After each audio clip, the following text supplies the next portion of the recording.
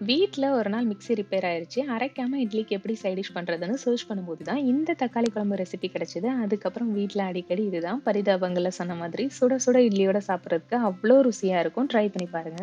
அத பண்றதுக்காக குக்கர்ல சின்ன வெங்காயம், தக்காளி, பூண்டு, பச்சை மிளகா, காஷ்மீரி சில்லி பவுடர், மஞ்சள் தூள், மல்லி இலை, கொஞ்சமா தண்ணி சேர்த்து உப்பு போட்டு 2 விசில் வச்சு இறக்கிரணும். பிரஷர் இறங்குனதுக்கு அப்புறமா ஓப்பன் பண்ணி நல்லா மசிச்சு விடணும். தண்ணியோட மசிக்க முடியாது. தண்ணிய தனியா எடுத்து வச்சுட்டு மசிச்சுட்டு திரும்ப அந்த தண்ணிய சேர்த்துக்கோங்க.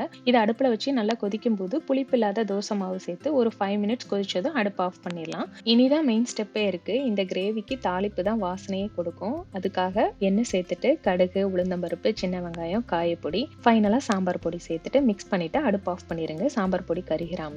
தாளிப்ப அதோட சேர்த்து நல்லா மிக்ஸ் பண்ணிட்டு மல்லி இலைய போட்டு லிட்ட போட்டு ஒரு 5 மினிட்ஸ் அப்படியே க்ளோஸ் பண்ணி வச்சிருங்க. அப்பதான் அந்த கிரேவி நல்ல வாசனையா இருக்கும். அப்புறம் அத சுட சுட இட்லியோட வச்சு சாப்பிட்டு பாருங்க. சூப்பரா இருக்கும். ட்ரை பண்ணி பார்த்துட்டு எப்படி வந்துச்சுன்னு சொல்லுங்க.